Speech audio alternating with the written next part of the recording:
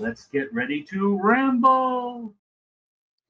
Good evening, friends. Welcome to Ramblings of a Middle-Aged Card Collector, episode 16, Illustrating Imagination, the Art and Illustrations of Ben Bradi. Tonight, we're heading to the other side of the world, Sydney, Australia, where one of the rising talents of fantasy, sci-fi, and trading card illustration has been building an incredible portfolio. Ben Bradi's work spans Marvel trading cards, Warhammer 40K, illustrations, comic covers, and a growing library of rich commission pieces that showcases his versatility and storytelling instincts. Ben is carving out a unique artistic voice, and we're diving into his creative world, his origins, his process, and his newest accomplishment. So let's jump into the studio and welcome our guest, Beniamino Bradi. Welcome, my friend. Wow, what an entrance, man. Did I get the pronunciation right? Dude, that's the first thing. I was like, wait, he got the last name right. Like, no one gets the last name right. That's awesome, dude. Brilliant. Thank you, Matt. That's awesome. Sick. And you got the first name right too. So like, man, praise be. That's the one I was worried about. No, you killed it. Well done. Thank you. Awesome. I'm so happy. Again, thank you so much for being here, bro.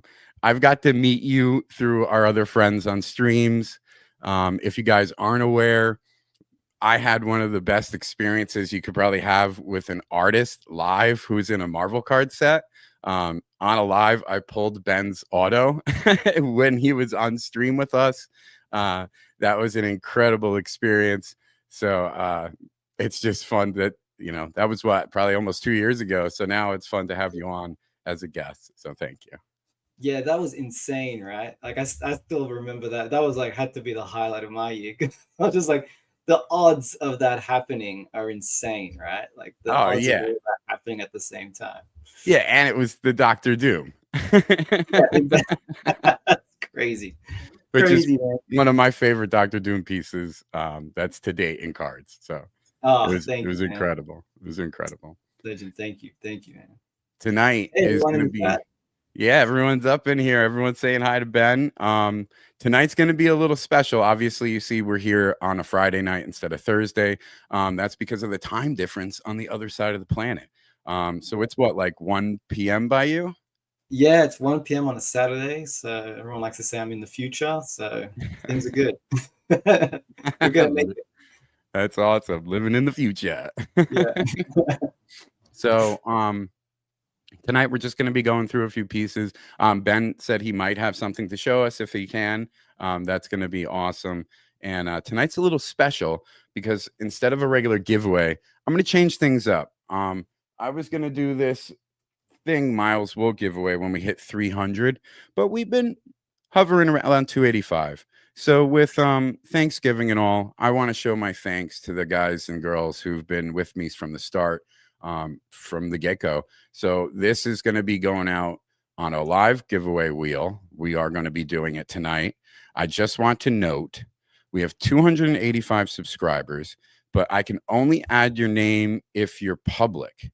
So I think a lot of the subscriptions may be private, so I can't see your names. So out of the 285, I was able to put in 113 names.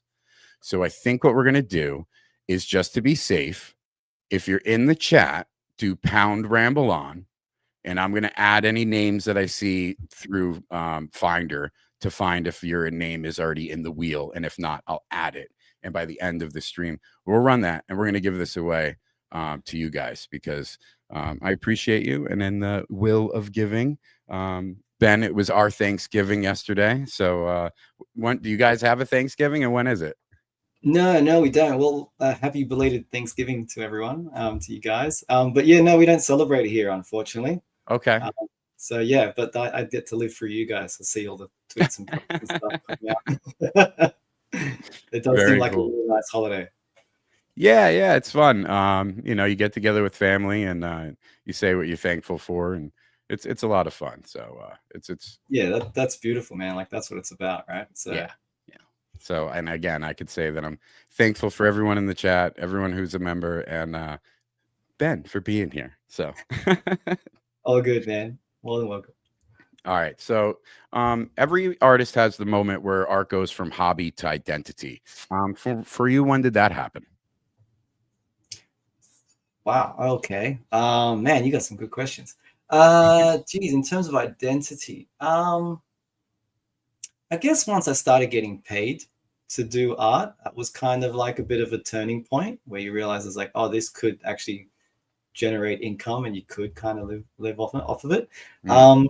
But yeah, my world in terms of like art actually started in doing well, in terms of like paid art, was actually doing stuff for like the casino industry, doing like art for like slots and things like that. So that was my first deep dive into just creating art and getting like a full-time job that allowed me to train as an artist and get better as an artist and actually pay the bills, which is huge, right? That's what everyone wants to do. No one wants to be the starving artist, right? So yeah, as soon as I could kind of say, I was like, all right, I'm getting paid to do art, then I guess I consider myself an artist. But I wasn't doing, I guess, the art that I wanted to do, which is what I'm like thankful for now, is that I'm getting to do crazy things that I never would have thought I would have the opportunity to. So yeah. Oh, that's awesome. That's awesome. And everyone, please remember to support your artists, get those commissions, reach out. Don't let them go starving. We don't want that. No, we don't. No, everyone's actually been really nice. If anything, I've been the bad player on most things because it's been tricky because I still got the full-time job and juggling like the freelance stuff and dad of 2 kids. Like just the time is thin. But I'm trying to stay on top of it and being like courteous when I can be. But yeah, I do appreciate everyone who's reached out. It's been awesome. Absolutely, absolutely. I'm on that wait list. Yeah. We're gonna get there. We'll get there. Yeah. Be excited. As the time's going on, bro, the ideas are changing. So I'm like, oh man, it went from man thing, and then now it's like, oh, maybe I should get some kind of like Death Knight Nurgle thing out of Warhammer that'd be pretty cool. Dude, yeah, like whatevs, man. Like just you let that idea just like simmer and let me know what come up with at the end. Oh, I'm gonna. Yeah, there you go. Josh says it. Warhammer. I challenged our buddy PJ to a paint off to paint a mini. Very exciting. It reinvigorated my want to start painting those little figures because man, they could be a pain in the butt. But are they fun? They are fun. They're a ton of fun. Like I got back into them with the kids. It's just like a little arts and crafts things, and they absolutely love it. So anything that I can do that I enjoy, that they also enjoy, is a win-win. Like I could love that. That is a win-win. Yeah, I do it with my son, and it's a lot of fun. He likes it. So we're gonna start playing Kill Team. That'll be fun. That'll be fun. Nice. Yeah, I'm looking forward to that one. Oh, we got a lot of friends in the chat. That's awesome. Hey everyone. Hey, that's it's awesome. Thank you, everyone. Hello. So, growing up in Australia, what were your earliest artistic influences? It would have to be, I guess, cartoons, if I was being honest. Like probably I think the earliest thing I can remember falling in love with was Ninja Turtles, Saturday morning cartoons, which actually for us, it was like, I think every day before school. That's how it was eventually for us. Yeah. Yeah. And so I was obsessed with just drawing everything that the cartoons, not to say back in the day, they were so much better, but there were so many awesome, cool characters out there. Ninja Turtles was huge. And then also we had the first introduction to Dragon Ball Z. That was kind of the first dipping into the anime side of things and different styles. And so there was a lot that I guess kind of inspired me and that I would try and draw or mimic. When I could just pause, record with the VHS, right? And then just pause a frame and just try and draw Michelangelo and then let it go again. Yeah. That was good. When you got Dragon Ball Z, did it have all the speaking talk cut down, or did you get the full had to wait 3-4 episodes for something to actually happen? Oh hell yeah. You'd watch an entire week for a punch. Yeah, right. I was like, wow. And then when I got older, I watched it And I was like, oh wow, they cut out all that extra talking. Oh, did they really? Oh, geez, I've not revisited it since. I should. Yeah, you can revisit it and watch it so much faster now, and it's better because there's no awesome. They don't do that like 10-minute talk after and before the fights and everything. Yeah, man. It would be hilarious because we'd come back to school and you're like, nothing happened again. We're still like, it's just like, No, like Krillin maybe moved the step. Vegeta's now more mad or something. Yeah. And you're like, when's the fighting starting? You know? But yeah, that stuff was just like, it just so much fun and so inspiring, right? So like, yeah, as a kid, you wanted to kind of like capture that somehow. Like, and yeah, obviously drawing is the first go. So yeah, that was one thing that I love doing. Yeah. Awesome. Now you mentioned casinos and you were doing work for the machines. What any of your favorites like pop out? Anything really cool, like machine art that you really did? Because I've seen some crazy ones going into the casino before. There's there's a lot, man. I've actually been in the industry for like, I think I'm going on 12 years now. So I've done a lot. But there was one that kind of stands out is I recently got to do a game called Star Catch, and they got to do a vinyl on a NASCAR recently, which was pretty sick. And so I got to have my art on a NASCAR, I think it was like a month or two ago. Wow. It was pretty cool for the 23XI team. So yeah, that was cool. That is really cool. That is really cool. You ever do a pinball machine, or is that you ever want to do a pinball machine? No, I do love pinballs though. Yeah. Because sometimes I see the art in those, and I was like, "Oh, that's really cool." And then I found out, oh, like those are actually artists who paint those, and I was like, "Oh, wow." Oh hell yeah, yeah! That would take a crazy amount of design to get all the like little mechanics and things working. Yeah, to make sure all the things line up. It's really cool. At least the backboard, you know. Oh yeah, hell yeah, yeah! They're always awesome. Were comics, film, fantasy, or sci-fi a big part of your childhood? Oh yeah, massive. Comics was massive. Movies was massive. Yeah, it's pretty much kind of, I guess, defined my childhood really. Like I was watching action movies way too young. So I was watching Predator and having nightmares like in primary. So like I was watching, yeah, Dad was a huge martial arts fan, so I watched everything Bruce Lee ever did. And so action movies, Arnie, Star Wars, obviously, you name it. Like I have too many interests, which is a problem for the wallet. But yeah, like everything, like, and comics was huge. Like once, I think I only got introduced to comics in what we call high school here, which is like year 7 and such. That was just like at the peak, like just before the peak of the 90s. And yeah, got introduced to Jim Lee and Todd McFarlane and Rob Liefeld and their work. And then my head exploded, and all I would do would like grab a comic and just draw exactly what they did. I just wanted to do that.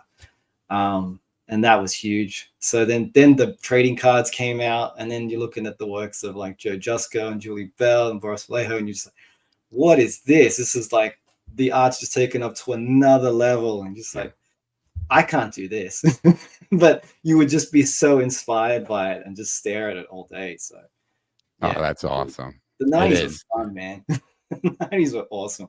Yeah. I mean, all those cards, the artists you just said with comics. I mean, I had the same influences as well. You know, it's so cool to see, you know, even though we're on the other side, we're still getting influenced by the same cool things.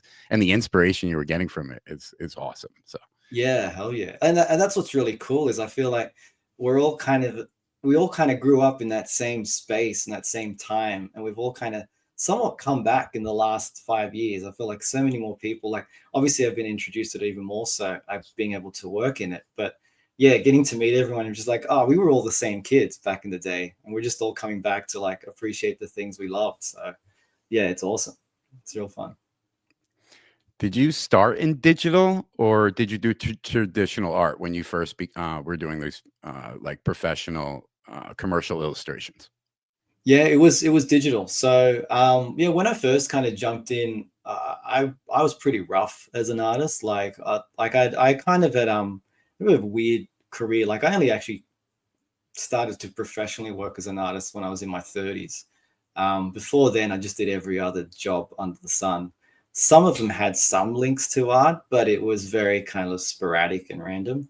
But yeah, like when I was in my like 31, I kind of started to be able to do art like 5 days a week because of the job.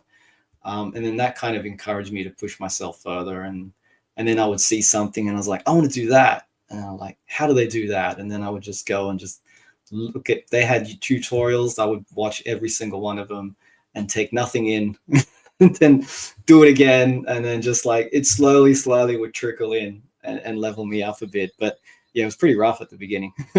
Hey, I could totally see that, man. I mean, you know, I mean, I'm nothing like anything with an actual, you know, painting on a canvas or anything. But now that I'm getting back into my minis, I look at some of the ones I did 5 years ago, 6 years ago, and I'm like, oh, I gotta redo that in some way, or I see the steps that I've done.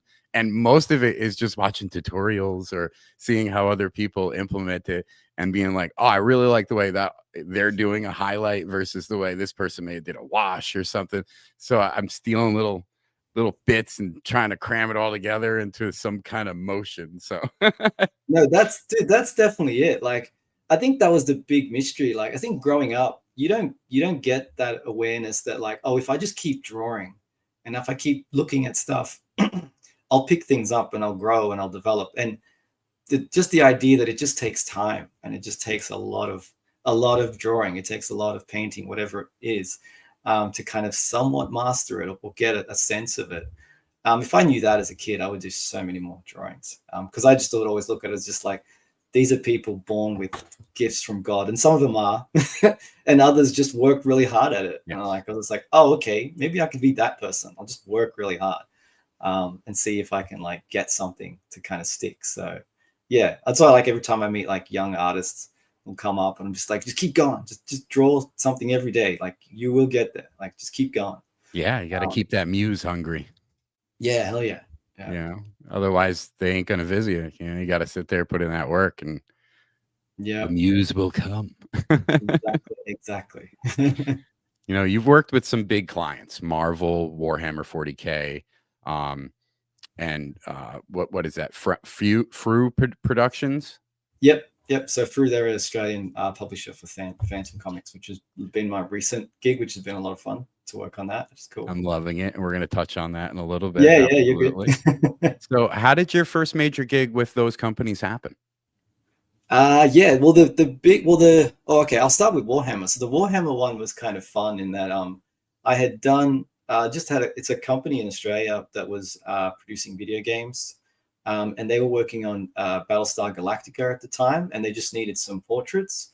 And I had just recently done a bunch of like portrait studies, and they saw that and were just like, hey, could you help us out? And I was like, hell yeah, like that's awesome. Like that was my first kind of like getting to work on an IP. So I did a few portraits for them, and they were happy with that. And so when I think a few months down the track, they started a new game. And they were just like, hey, would you like to jump on for a big project? And I'm like, yeah. And I'm like, sign NDA. And they're like, do you like Warhammer? And I'm like, I've never played it, but I absolutely love the art. So hell yes, let's go. Cool. So yeah, then I was locked in on Warhammer for like, I think 2 years or maybe a little bit more than that, just doing character profile paintings. And then about midway through, they asked me if I could do this big battle scene, which was kind of a bit of a sink or swim moment where you're like, I can't even count how many units are in this thing, but there's a lot of units in this painting. And it took me a month, but I got it done. And I was just like, okay, I've achieved something that I never thought I could have. So that was a crazy experience, getting to work on these amazing characters, the amount of detail, and like, anyone who does art knows that like painting anything with straight lines is probably the most difficult thing because you're always worried about perspectives and things, and can be quite tricky. So it was hard, but it was a great level up for me. Like it really forced me to kind of learn and develop. And so, yeah, I learned a lot in that process, which was, really, really grateful for that opportunity. That was huge. That's awesome. And that's the scene that's in the thumbnail that I was using, right? Where it's the battle scene. Yes, yeah, that's the one. Yeah. Awesome. Yeah, that piece is insane. The Space Marine portrait you did is awesome too, man. That's a really cool one. Yeah, thanks, man. No, I've done heaps. I think I did about 4 or 5 different factions, and for each one, I think I did about 30 portraits each. So Wow. I got pretty good at painting those guys by the end of it. Oh, that's really cool. I'm looking forward to maybe now that makes me even want to go further into that commission future. Yeah, hell yeah, man. Yeah. Yeah. I've not done an oil painting of a Warhammer character, so that would be a ton of fun. Hell yeah. That's really cool. So what were some of the things that you learned early in the freelance world? I think the probably the most important thing I learned is to just be nice and be quick. I think one of the thing that I learned really quickly, luckily, because I'd worked in production, like I'd worked in a game studio, so I could understand budgets and I could understand deadlines. I'd gotten used to that kind of idea, and so being able to work, even though I was freelance, but being able to kind of like put on the idea, I suppose, but I was able to act as a professional pretty much. I was able to hit my deadlines, communicate really well, and pretty much just be ready to kind of take anything on. And I would take every opportunity that would come my way, like no matter big or small. And some of them led to other things. And you make a lot of connections in the industry, so I still take just anything that comes through, because you just never know where that's going to lead to. Or who might see it. So I think, in terms of like what I learned is like, just do it all and do it to the best of your ability, and just be polite and be on time. Like just be a good, just be good. Punctuation. Just be a good employee. Yeah, really. Because if in the end, they're taking a gamble on you, right? Like, these companies, they have their own deadlines and their own kind of budgets that they need to stick to. So when they're giving you that chance, you really got to kind of show up and make sure that they've made the right decision, and it'll more than likely lead on to more work, which is what I've found to be the case. So that's a good benefit. Yeah, hell yeah. And that's what it is. Like, being an artist, those jobs aren't always going to come around, but with every person that you work with, you leave a good impression with, there's a pretty high likely chance they'll come back around. Whether or not at that company, they might even go to another company, and then they'll reach out to you from there. So it's always good to kind of like put your best foot forward. Yeah, I mean, from my history at work and everything, the best advertisement is the word of mouth. If I could put my word for you and say, trust me, I know you're going to like what comes from that, or the work ethic, or it's positive. Otherwise, I'm not going to put your name out there because it's my name. You know what I mean? So best advertisement is word of mouth, because if I trust you to suggest somebody that I think would fit perfectly, that's what it's about. So never half-ass it, fully grab it. Yeah, no, definitely. And that even, and like you said, like that even goes to like with speaking with other artists. Like, I've made like a lot of great friends in the art community, and they've also helped me, or they've given me advice, or they've kind of like put my name forward. Like, one person that like has been like awesome, like to have connected with, is Miles, and you had him on the show the other week, and I love that episode. But like, Miles has been awesome to have someone to talk to about the industry, and kind of like, he's been really good at giving me some advice. And so it's just like developing that network, and just being a nice person and supporting each other, and like celebrating each other when everyone's like doing well. You're just like, that's awesome, man. Like, keep killing it. So I think that's important. I think that's really important as an artist to be there and help out. Yeah, that's really cool that you guys got that connection, or as artists have this community together. It's supportive, because that's how the Marvel card community is, DC card community. We're all supportive of each other. When we see somebody win, we're all like, go for it. So and Miles is good people. It's been awesome this entire time that I've got to like grow this professional relationship with them through commissions and everything, and just to get to know him. He's really good people. So that was a lot of fun for him to have on. And thank you again, Miles. He's good. Definitely good dude. Yeah, I think that's the entire trading card community has just been awesome. I think as an artist, you're in your little 4 walls, right? And so even the other day, like I just caught the train into the city because I'm normally in these four walls. And I was just looking around. I was like, oh, that's what people look like. All right, cool. Cool, different. But having like these people online, like reach out and just say like, love your work, or, you know, I just pulled this card. And I'm just like, oh, that's awesome. And it's like, everyone's just in like such a good, supportive, like celebratory mood. It's refreshing. It's so refreshing. It's not something that you would think would be so common, but I've had such a great experience with everyone. It's, yeah, been quite thankful for that. So it's been awesome. No, that's so awesome to hear. That's cool, because we're all for it, man. Especially when, you know, like you've come on lives to break boxes with us and stuff. You've taken your time. We know the time difference, so it's not necessarily easy for you sometimes. So it's appreciated. And when an artist not only puts out great work and amazing effort, but then goes the extra mile to be a part of the community or just to be a real cool person to talk to, it's memorable. You know what I mean? No. So I hope you're flooded with commissions, bro. I hope that list is long. I'm a big nerd as well. Like I got my cards too, so I'm just I'm in it just as much as you guys, like enjoying it too. So I'm all for it, man. Hell yeah. That's great. Now, with these big projects, with these big companies, do you push to evolve your style, or do you try to stay a little more safe when you're doing these big works? Yeah, no, I definitely push. I think that's one thing for me, as I'm always trying to set myself a new challenge. Like I just recently, just this week, set some goals of in terms of style and things that I want to kind of improve. But yeah, like one of the biggest things for me was the original sets I got to work with UpperDeck were all done digitally. And it was a time that I didn't know about the original art that was being created. Like I knew original art created, but I wasn't sure, because I'd been out of the loop in terms of the trading card world for a long time. Like even when UpperDeck reached out, I was just like, oh, wow, they're still making cards. That's awesome. So yeah, coming into it, I was like, I'd only work digitally, and I was like, okay, I can do these. And I did them digitally and like got them done on time and everything. And I was really proud of those.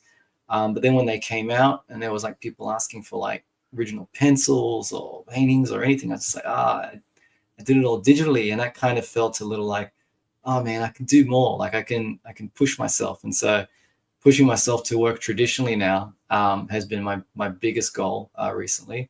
And that's been a ton of fun. Like it's really kind of reinvigorated me as an artist. Like I've kind of like, not necessarily like I lost my mojo, but kind of like got my mojo like at higher levels, I suppose. I'm even more excited to produce works. And in doing that, now I'm taking it to another level where I'm actually want to go and do some professional training, and combining it with other skill sets that I like in terms of like sequential art and inking and just having fun, man. Like whatever keeps me excited, I want to do it. I want to do it all. Yeah, that's exciting. Yeah, it's a ton of fun, and it doesn't feel like work, right? So you just, when you love what you do, you just kind of like, I want to do that. I want to try that. Yes, it may take me twice as long, but who cares? It'll be cool. There you go, though. That's awesome. You gotta push yourself. Push it to the limit. Yeah, exactly, man. I've got, dude, you know what's funny? I've got like a playlist. My art inspiration playlist is pretty much music like that. It's all like 80s, 90s rock ballads, just like I'm hitting the gym like Rocky. There you go, bro. My playlist is probably not that much different, bro. Yeah. I'm jamming to those 80s, 90s beats, bro. Nice. Hey, man, they work. You get locked in when they're on. Yeah, you're like, oh man, I could run a mile right now, even though I can't, but I will. Yeah. I'll try. But you think you can. That's what matters. That's all. It's in there. You got to. The seed has been planted. Hell yeah. That's awesome. So Fire's asking a question. I don't know if you can answer it, but have you been doing any recent work with MarvelCards? I can't answer that. Let's just say I would love to do more work, and when that offer comes, I will definitely jump on it.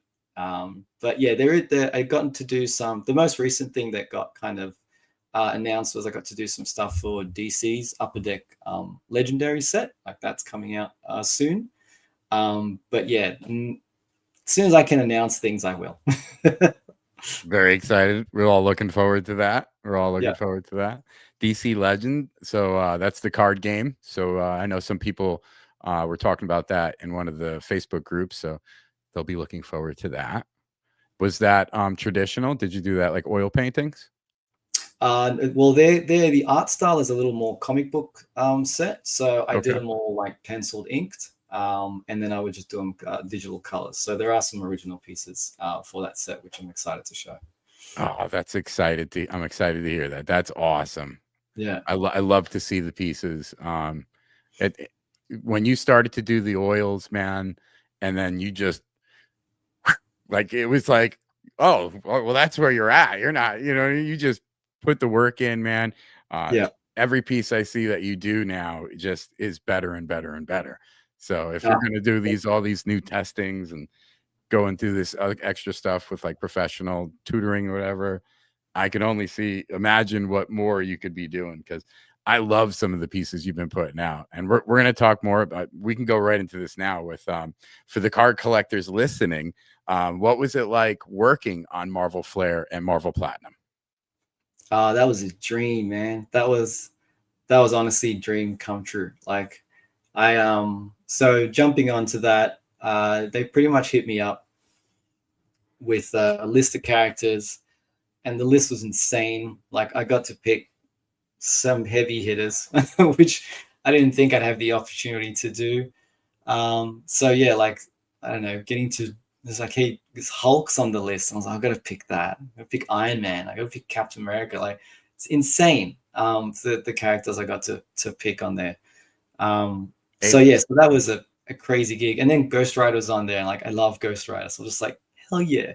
And I picked another character. I can't remember what it was, but I picked another character that was on the set, and I was like, that would be cool. But then they came back and they were like, oh, we can't, you can't use that one, but we've got a new set. And then the new set list had Elektra on there, and obviously I'm a big Elektra fan. I was like, well, friggin', I got to get that. Like that's insane. So so that was really like a dream come true gig. So I threw everything in terms of my ability into that.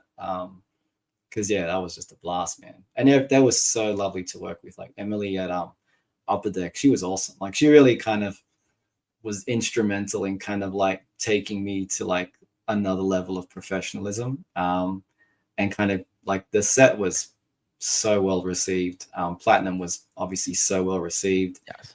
So that did massive for me in terms of artists, in terms of exposure, and in terms of my art itself. Like if you look what I did beforehand and then those sets, it's very, very different. Yeah.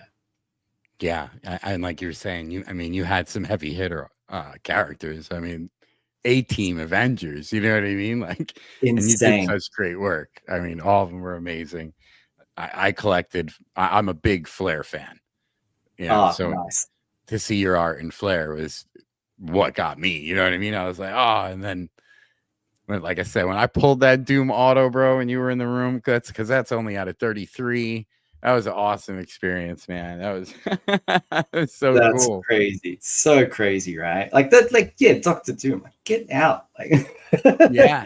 What do you mean? It's so good. It's like my favorite illustration of Doom on a card is you just depict it perfectly, like, just Dr. Doom, the King of Latveria, you know what I mean? Like it's like love it. Thank you, man. That's awesome. That was it. Like that's the other thing is like I think at the time I also was kind of feeling the pressure of it because like as a fan, we can be very critical and be like, it's not done right. That's not, So I put that pressure on me as well to make sure that like the people that love these characters will enjoy it as well. So yeah, I just had to. I had to step it up. Yeah. Well, you could see it. You could see the enjoyment when you're talking about it, that you truly are a fan. And yeah, that must have been such a great experience for you to actually work on something that you grew up enjoying. And it's like, yeah, that's really cool. It was nuts. Like I know, like it actually was happening while COVID was going on. So obviously that was crazy stressful, but like I was so lost in this world that like I didn't even happen. I was just on the computer arting it up. But like I think it was like 3 or 4 months straight, like just going at it. It was awesome. Yeah, definitely something good to keep your mind off things, right? Yeah. Wild times. Yeah. Do you have any? I know you said Elektra. Do you have any favorite pieces of yours out of those? I think the Doom and the Ghost Rider, definitely were kind of the ones where I thought like I really did a good job. Like I was really happy with how they came out. As artists can be super self-critical, and so sometimes you can't look back on your work. It's like, oh, I could improve that, I could do that. But I feel like those two were pretty. I could still find ways we can improve it, but I was pretty happy with those two.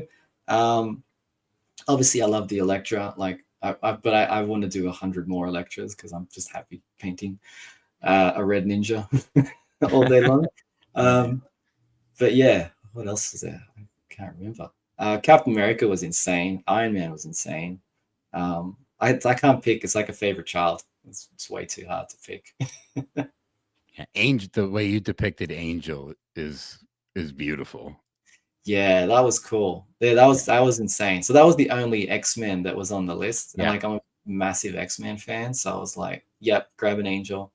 And then yeah, I tried to again think about the story, think about him himself, and just what angels are, and just kind of like sell that idea.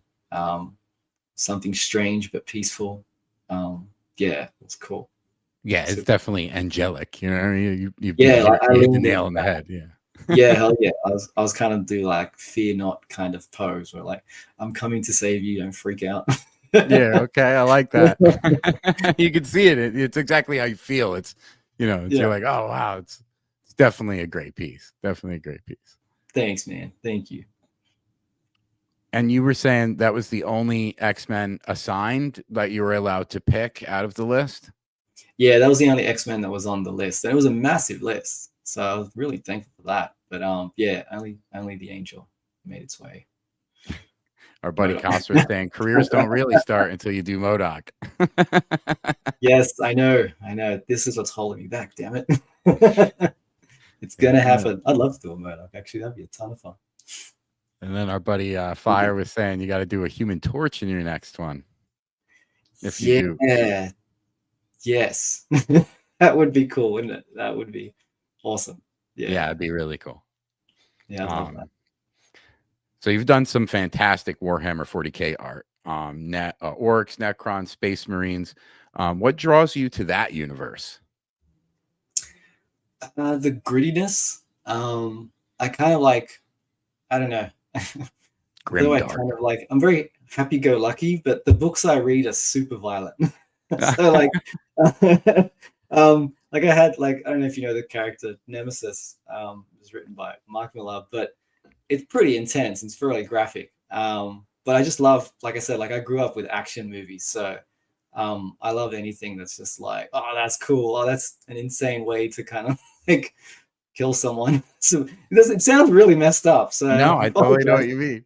But like, kind of like growing up with like action movies, I'm just like, I just love action. I love seeing like fun stuff and things that just ridiculous. Like, well, like I watch an action movie and there's like something going off, I'm usually just laughing at how ridiculous it is and just enjoying it for what, like, it's pure fantasy, but it's just fun. But yeah, Warhammer is a lot of that. Like Warhammer is like, I grew up with Warcraft, right? And I grew up playing StarCraft, and StarCraft is like a small step away from Warhammer, really. And obviously, I'm pretty sure Warhammer came first, but you know what I mean? Like that's kind of those worlds of like the sci-fi and battling and Marines, and it's just cool. Like, you take aliens and kind of like the Marines in that versus like these Zerg-like creatures, and you got the Tyranids. Like it's all kind of samey and fun. It's just good fantasy, really. So yeah, I love all that stuff. Oh man, me too, dude. I grew up with StarCraft and Warhammer. Yeah, and then obviously I continued StarCraft 2, Warhammer. Then I eventually played World of Warcraft, and I wasted I think 7.5 years of my life on that game. Hey man, me too. I'm there. I think it was a lot of us that lost their lives for a while. Man. Great game, great experience. It was a lot of fun. Great, that was a good community in the beginning, at least. No, I loved it, man. That was my Friday night. Like instead of going out to the pub or something and having drinks, we would just stay up and just go to battlegrounds or go to a raid. Like that was just the best. It's like, it may sound sad to some, but unless you were there, man, you don't get it. Yeah, for real. Unless you were there. You do not understand. Exactly. Vanilla is not the same experience. No. Too funny, man. So like you said, so you lean towards the gritty sci-fi. Yeah, gritty sci-fi, fantasy. Like I like battles. I like action. Like even like when I do my characters, I very rarely will have them in kind of a bit of an idle or kind of like still state. I like movement. So even if they are still, I got to do something with the cape. I got to do something with like around them. I love, things always kind of in motion, I suppose. Very cool. Very cool. Yeah, I like the grim. I think it's called Grim Dark, which is like that kind of game storyline where it's more darker because the lore of Warhammer is dark, yo. It's deep and dark and vast. And it's like, and there's a lot of amazing, beautiful art pieces done for Warhammer.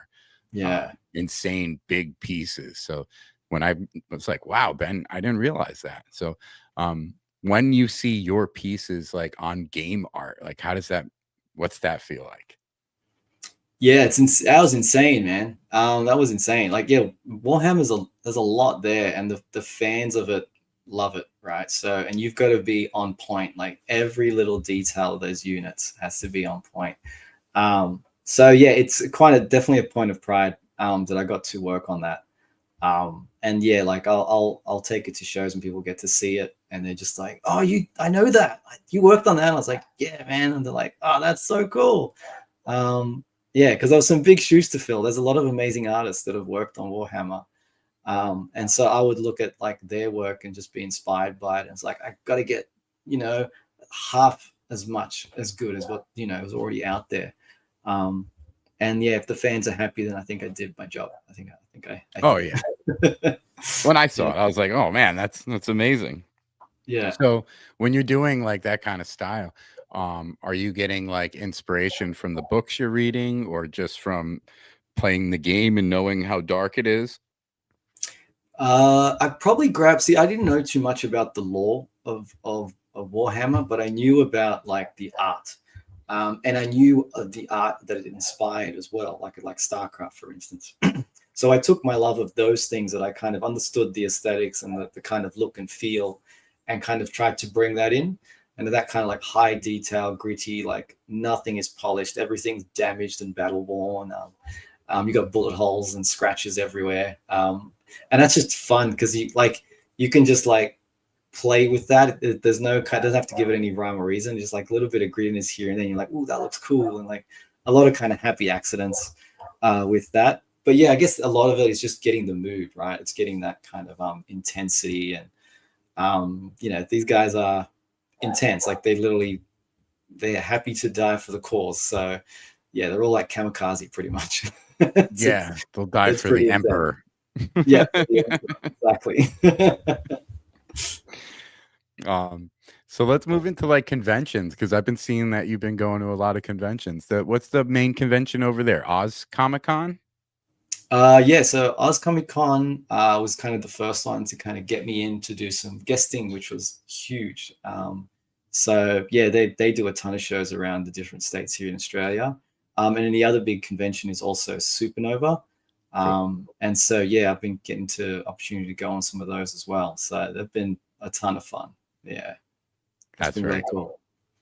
Yeah. It's been really cool to just meet a whole bunch of Australian like collectors that'll come up with their cards and we're like, hey man, can you sign these? I was like, oh my god, you exist here too. That's awesome. Yeah. I feel like most of the people I talk to, everyone's in the States or in Canada.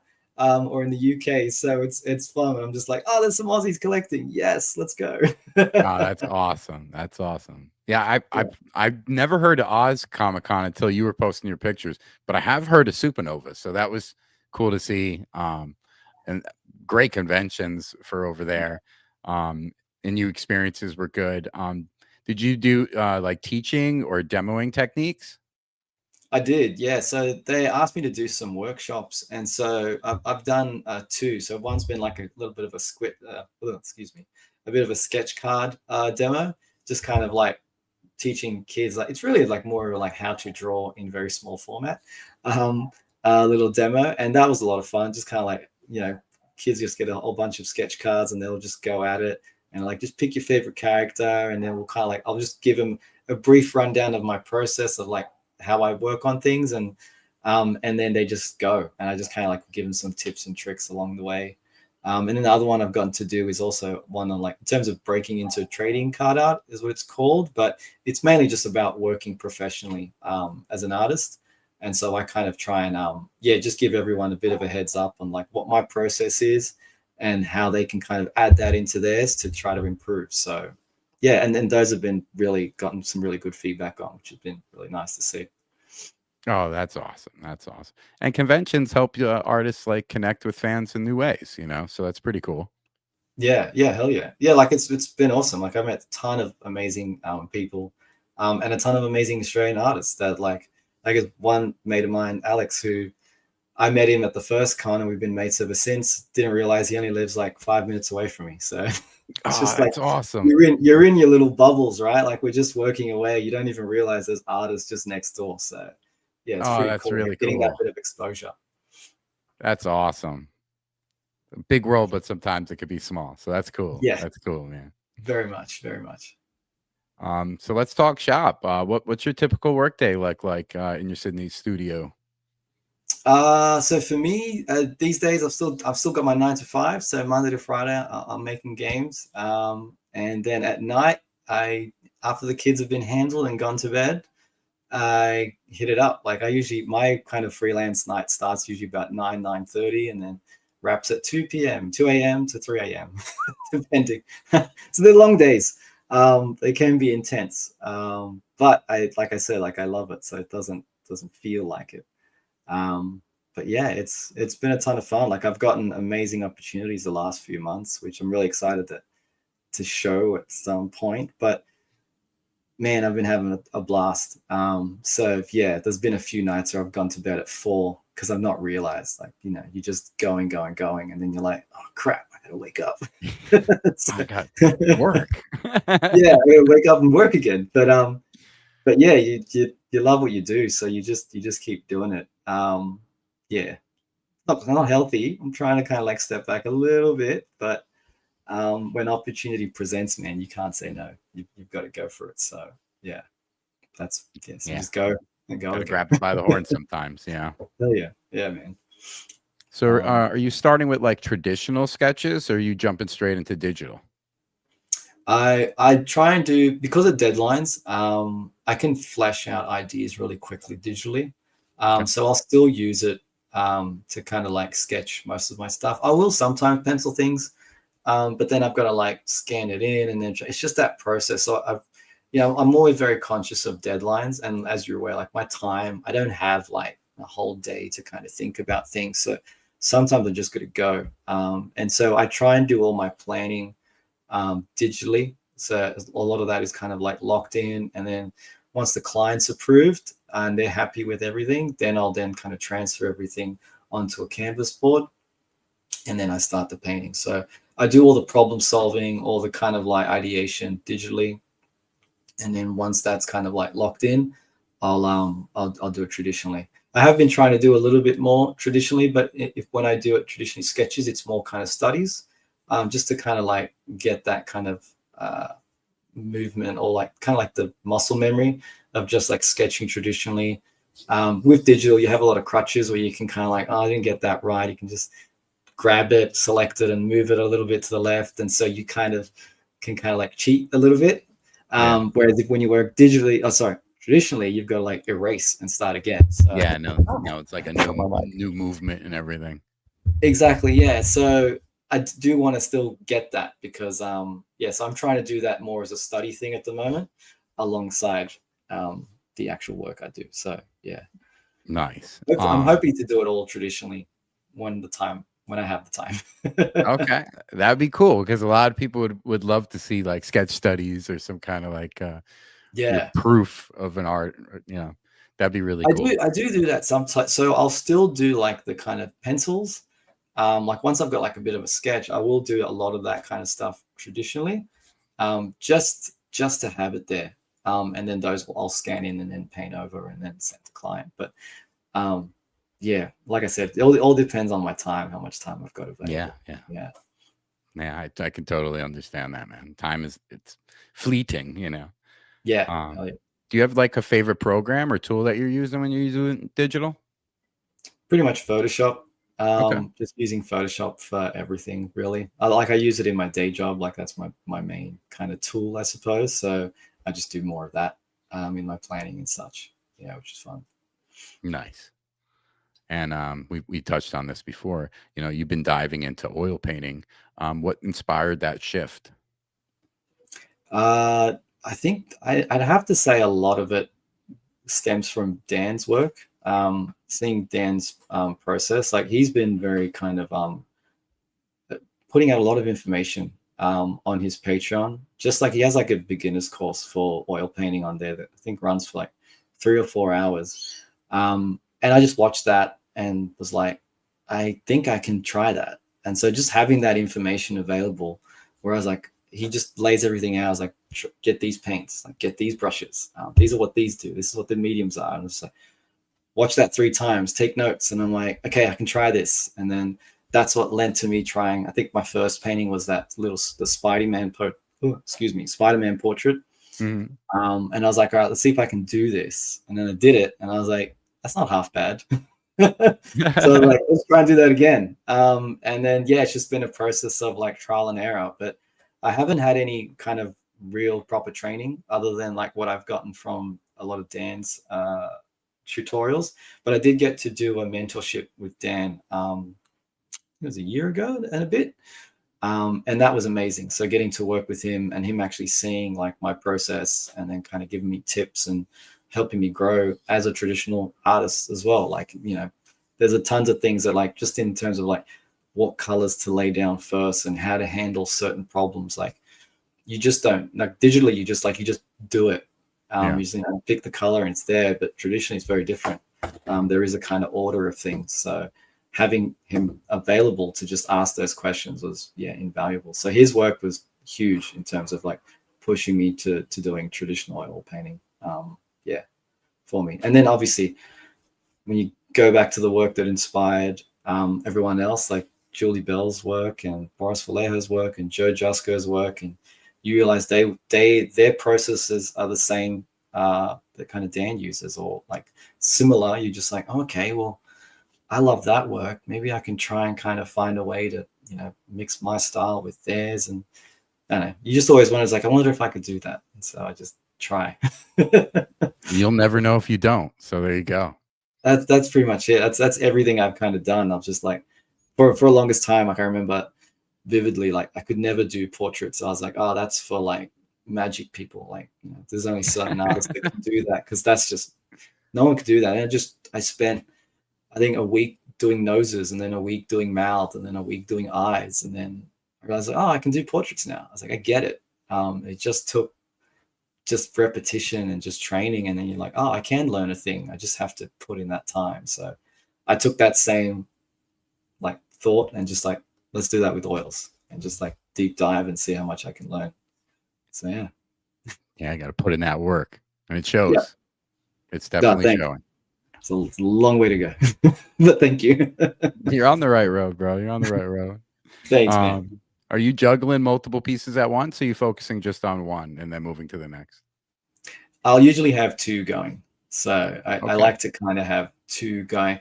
I even sometimes have 3. Like I'll always have like ideas floating for like the next piece while finishing a piece and while starting another piece.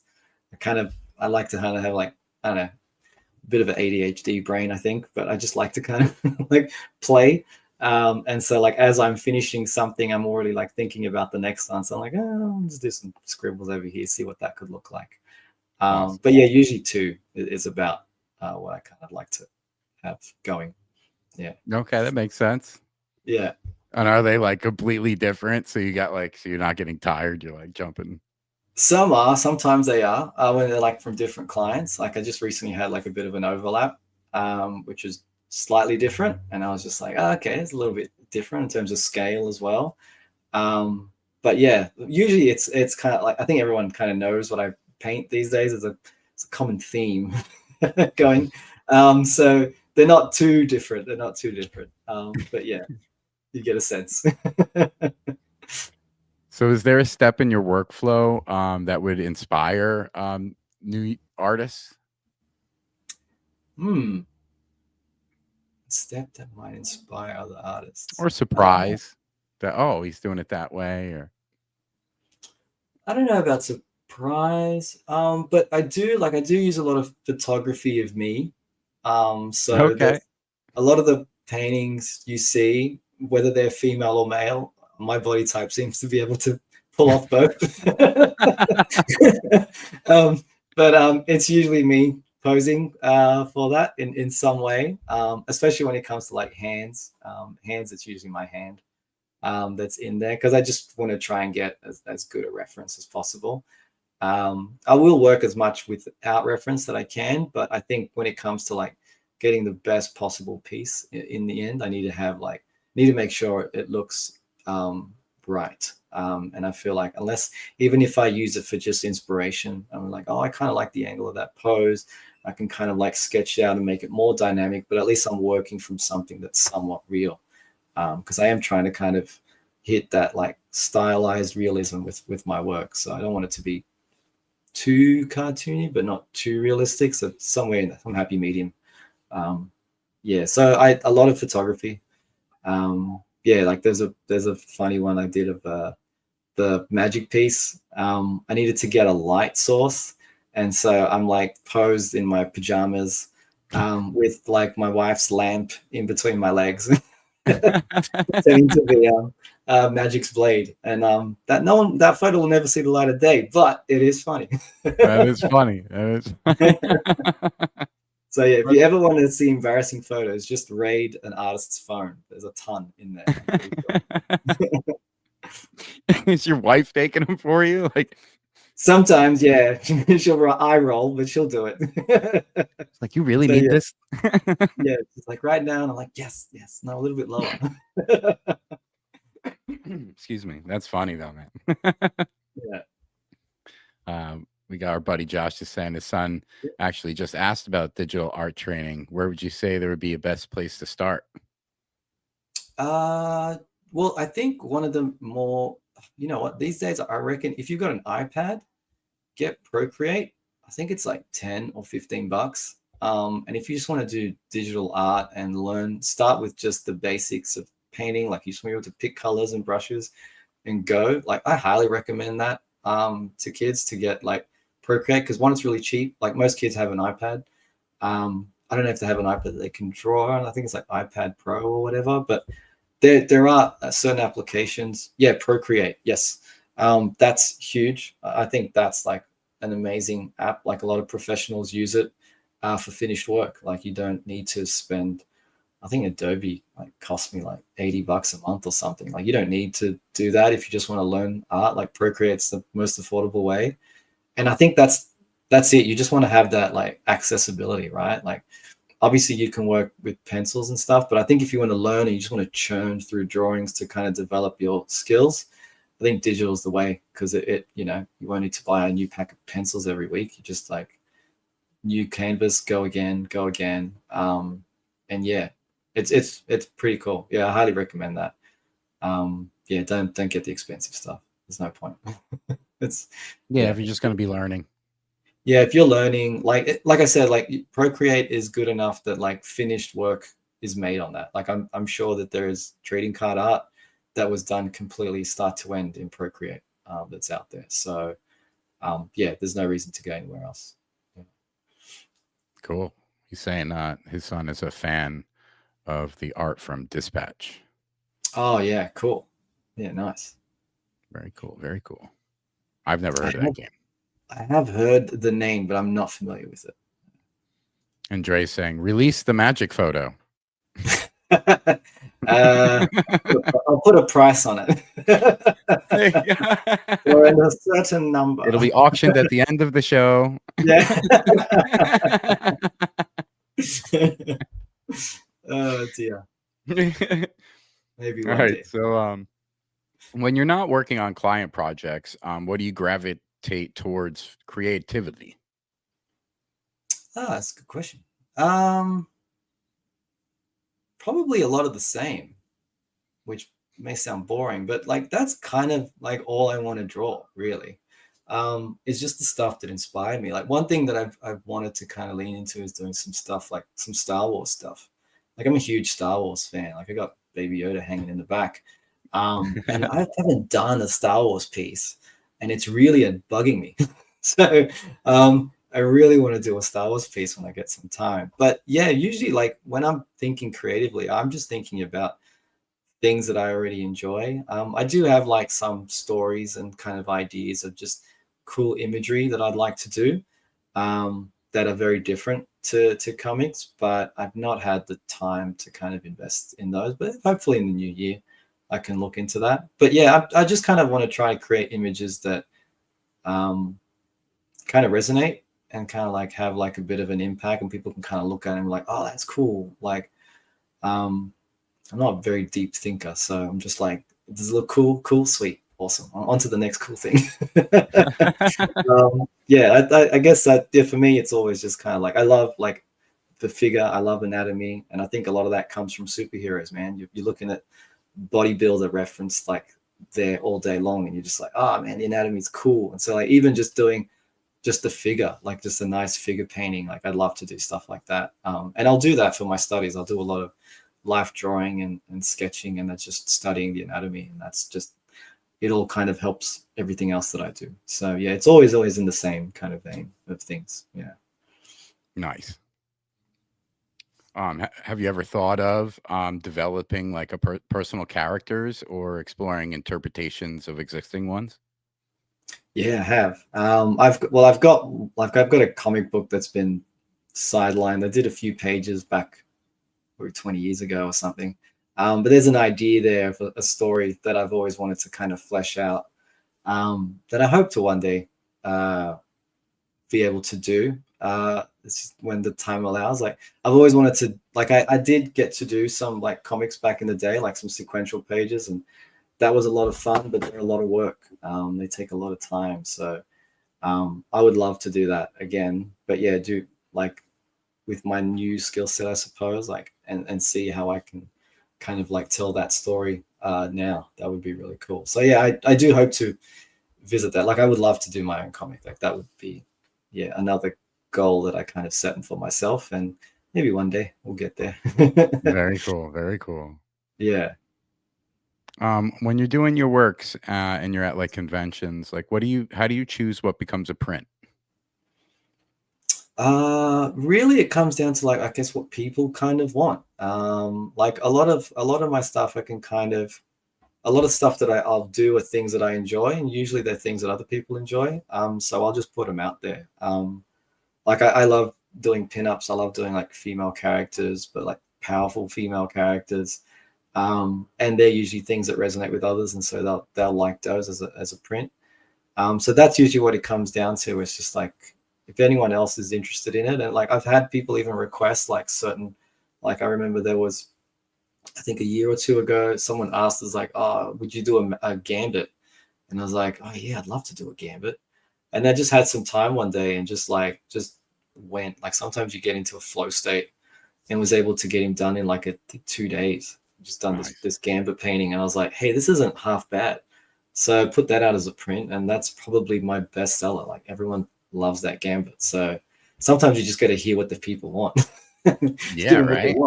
Listen to the people.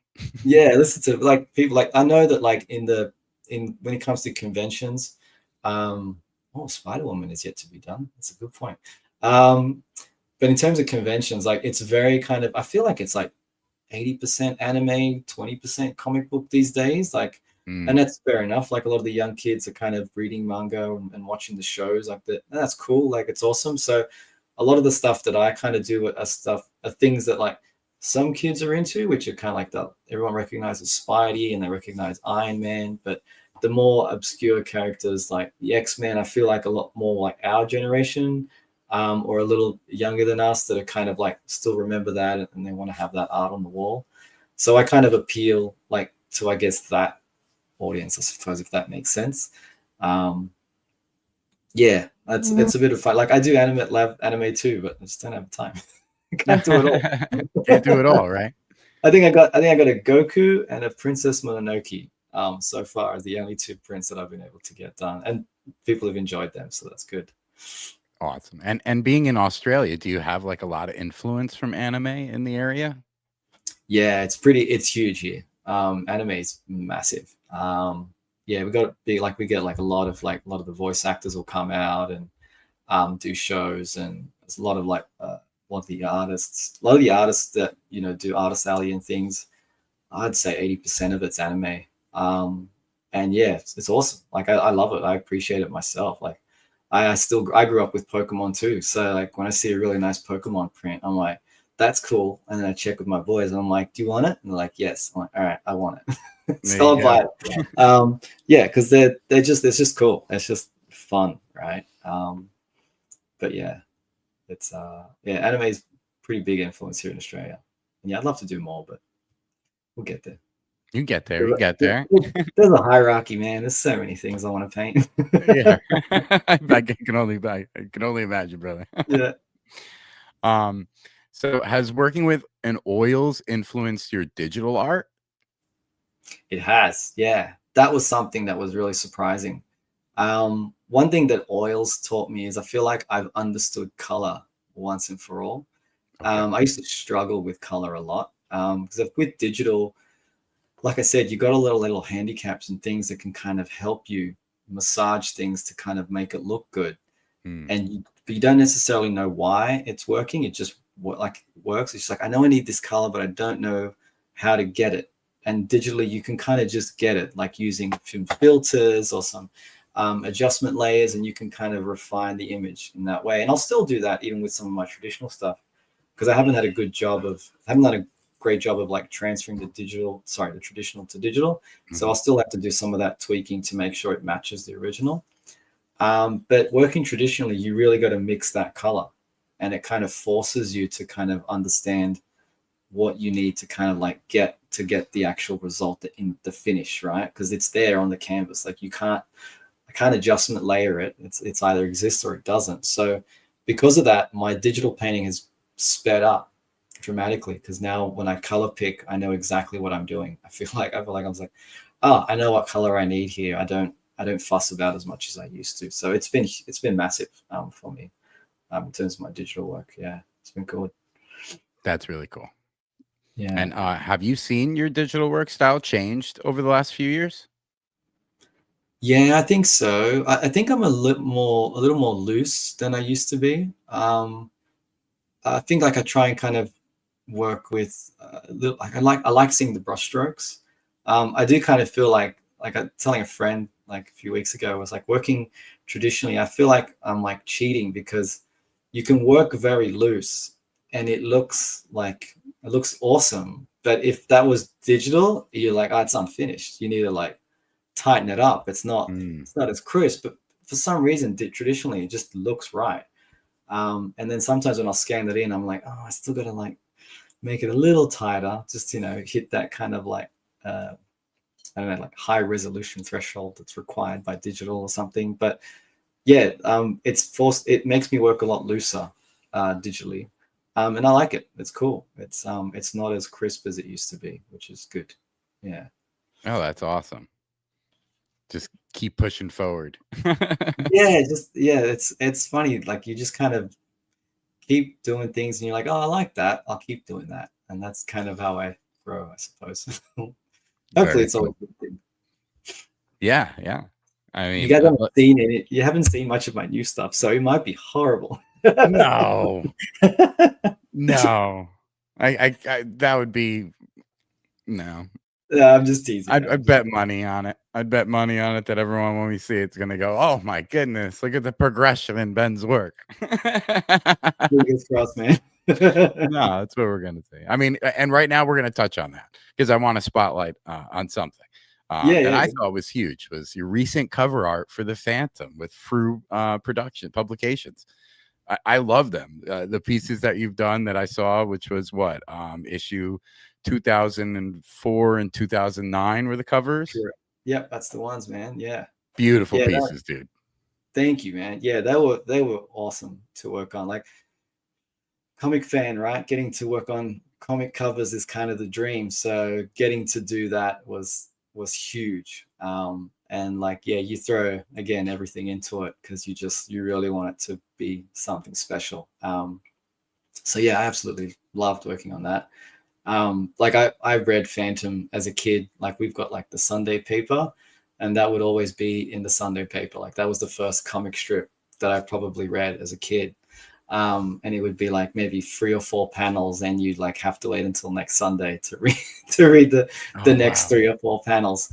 But yeah, it was the closest thing to kind of, I guess, superheroes in comic form that I read as a kid, like when I was younger. So I didn't get it. Like I said, comics I wasn't even into until like I would have been like 13, 14. So this is like 7, 8. I probably was reading Phantom. Oh, Tony's here. Yeah. How does Tony know? He knows so much about me. I don't know how he gets it, how he finds all this stuff out. Yeah. So the Phantom, I didn't even know about the Phantom when I was a kid until the movie with Billy Zane came out. Yeah. That was a great movie, though. Underrated movie, man. Yeah, it's funny. Like I didn't know that Phantom was still in comics. Like I still thought it was in the Sunday paper, but there you go. There's still comics. So I was like, hell yeah, I'll jump on that. I'll actually wait 1 sec. I'll show you it. Oh. So I'll show you. This is 2004. That is 2004. Is that okay? Yeah. Yeah. And 2009 is the one with like the crazy Mayan temple looking thing. Yes. 2009 is yes, that's the one. Yeah, that's the one there. Yeah. That one's an awesome portrait, but the other one's like an illustration of like a scene going on for like a true cover piece. Yeah, like that was a cool one because it's the story of like he's about to yeah, it's part of the story in that book, where he's just about to kind of like leap into action. So it was kind of cool. But yeah, that was a cool piece to work on, and I do use a lot of purple, so Phantom makes it easy for me in a way. That's great. That's great. Yeah. Purple's one of my favorite colors, so yeah, it just pops. I'm like, oh, it's so cool. It's a great story too, and I didn't realize how long it's been running. Right, like, it's a very long running comic. Someone was telling me it's the first. He's the first superhero.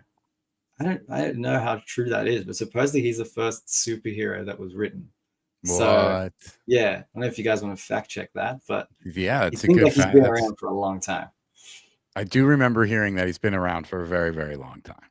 Yeah, it's a great story. What I've been touching on YouTube, watching like like when they go over like certain story arcs and stuff. So I was like, oh wow. But yeah, the Billy Zane movie is such a deep cut. It really is, man. And like that was like a movie that came out before all of the comic book movies became the norm, right? So everyone that was into the books was just like, oh, this is for me. So we all kind of enjoyed that movie, right? It was like you had Batman 89, and then it was like kind of Phantom. I'm sure I'm missing movies there, but like Phantom, like there was like movies in between there. Yes. Like, before like comics movies was like a thing, like we would just grab anything. Like you had Ninja Turtle movie, and that was like freaking awesome. So yeah, a bit spoiled, which is cool. Oh yeah, I forgot about the Phantom. That was cool. The Shadow, yeah. That's what I was thinking of. The Shadow, where it's the dude in like the hat. Remember that movie? Oh yes, I remember that. Yeah. I remember that too. The Phantom and the Shadow. It was like those movies came out around the same time. Yes. What was the guy who played Alec Baldwin? Was it Baldwin? I think played the. I think it was my memory, man. I'm not sure. Yeah, The Shadow. It was called. Dark Man was a sick movie too. Yeah. Yeah, it was Alec Baldwin. Yeah. Yeah, there you go. No, they were awesome, man. So yeah, like I said, anything that was like close to comics, like you just jump on. You just love all that supernatural superhero stuff. Yeah. What was it like being approached to work on the Phantom? I actually reached out to them. Oh, wow. So my mate, Alex had done some covers for them, and he was like, "Oh, you know, I showed him your stuff. So just reach out. Maybe they'll get you." And they were like, "Yeah." I was like, "Geez, that was easy." Okay. So yeah, I was super honored to be able to do that cover. And yeah, it's awesome to have like a book in my, like, I don't have one with me right now, but like, you know, an actual comic cover with my art on it is huge. So fingers crossed there's more of those to come. That's a great accomplishment. Yeah, That's awesome. It's so cool. It's just like I said, like I feel like I'm just reliving my childhood. So it's like one of those things where people always say, like, if you could tell yourself as a child that you're going to do this, like they would never believe you. And I was like, I really am kind of living that at the moment, which is insane. Oh, that's awesome, man. That's such a blessing. Yeah, 100%. So for 204 is oil on board. Mhm. Are you happy that you choose that medium for this piece? Yeah, like I do like it. I do want to experiment with acrylics, and I have been using like airbrushing as well, so that's kind of been my like dipping into acrylics a little bit. But yeah, oil on board is just nice. It's kind of like I haven't mastered it yet, so I still have a lot of growth there. So I feel like until I'm like 100% comfortable with the medium, I don't want to kind of like confuse myself and try something too different. But yeah, I do like want to try other things. Like an artist that's a huge inspiration to me, well, it still is. It looks nothing like my work, and no one matches his work, which is Bill Sienkiewicz. And he uses everything that he can find in his studio. Like it's freaking awesome. So I'd love to have that kind of art confidence to be like, I can just create with any medium and just, you know, create an image that's just kind of interesting. So yeah, that's it. But that takes a lot of mastery and kind of like playing with and learning. So I'm not there yet, but yeah, I do. Like I said, I want to experiment and try different things and see the art evolve. I get bored easily, so I'm always like, what can I do next? That'll be cool. Well, so then for number 2009, did you try something new with like the airbrush, or did you keep it the exact way? I kept that one just oil on board, mainly because it was kind of in between two other projects, so I just needed to kind of get it done.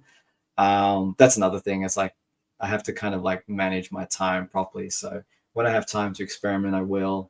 Otherwise, I'm just like, I just got to get as good of an image done because I need to kind of work on the next thing, which is good. Like I like to have short deadlines because that keeps me kind of busy and occupied, but sometimes doesn't give that freedom as much as I'd like sometimes. But yeah, I'm happy with it either way. It's always, as long as it comes out good and I'm happy with it, like, okay, I can be proud and then on to the next one. Yeah. And your tutorial videos that you're doing, I love when I see you put those out, man. They're a lot of fun to watch. The time lapses? Yeah, like they're cool, lapse, man. you talking over like what you're doing and everything. It's very cool. Because I love watching, like that's what I usually will have playing on in the background while I work. So like I'm a huge fan of also Ryan Pancoast, who's like an artist for Magic the Gathering. He's got a ton of like time-lapse tutorial videos, and I usually have his stuff on in the background while I work. So that just being able to see an image kind of come to life, and then every once in a while you pick up some things, right? And those time lapses are fun. Like it's a good way to kind of like put some content out. I'd love to do like longer form ones where I can kind of explain the process a little more, like a little more tutorial-ish. And yeah, I will do that. I definitely plan to. I've got all the footage. I just got to like put it together. Because yeah, it's kind of funny. Like sometimes you look at an image you've completed and you forget yourself what you did to get to the end. So sometimes I'll rewatch it and be like, oh yeah, I remember that. I forgot I did that. And I was like, oh yeah, that was kind of cool. Like not to be kind of like admiring my own work, but you kind of forget like how you make stuff sometimes. And you're just like, oh yeah, that's okay. I did that first. No, that's cool. I'll remember that for the next one. So like I'm still learning. So for me, I'll watch my stuff and be like, oh, okay, that's what I did. Because I'll forget. You know, it's so funny that you say that. I learned that the hard way myself with a mini I was painting.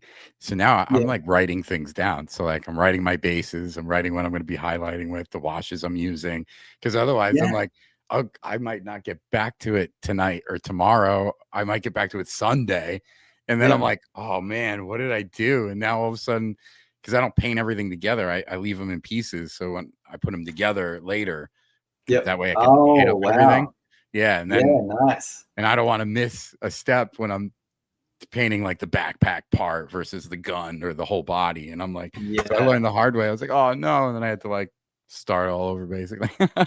Oh man, yeah, that's rough. Yeah, so it's good to be able to look back and take notes. So I can only imagine you watching your stuff being like, oh, that was it. Yeah. There's a lot of times I'll look back and I'll be like, oh, that's where I made a mistake. That's where I went wrong. There you go. Yeah, that's a perfect thing like too. An hour later trying to fix it. So yeah, that's why I wouldn't consider them tutorials, because there's a lot of mistakes in there. So we'll call them time lapse. Yeah, like just take them as content for now. They're fun content. They're fun content. Yeah. And make sure to check out Ben's Patreon. A lot of cool stuff on there. Absolutely. Yeah, I've not been as active on that as I would have liked. That the intention is to kind of put all of my tutorial and training on Patreon, and just making that kind of a little bit of a learning space. So that's something that I will be doing in the next year. There's things afoot that I'm trying to kind of like put things together for, but yeah, I'll definitely be a lot more active on that. At the moment, it's just kind of been my place where I've been kind of posting my original art for anyone who's interested to purchase. They get first dibs on the Patreon. So that's kind of been really good. And it's also been a good way for people who are interested in commissions to just get on the list, because it's too hard to keep track on Instagram and Twitter and Facebook when somebody asks. So at least that way I have, like, even if you join up for free or something, at least I know when you kind of signed up, so I can kind of get a bit of a list on where you are in the order of things, I suppose. There you go, guys. Yeah. That's how you get on the list. Yeah, that's pretty much it. Really is. Guys and gals. Did Fru give you a lot of like creative freedom when it came to those two covers? Yeah, they did. They were really, really open with it. Like, I was able to just give 2 or 3 sketches, and they were like, "Yep, we like this one. That's closest to the story. Let's do that." And then I was off.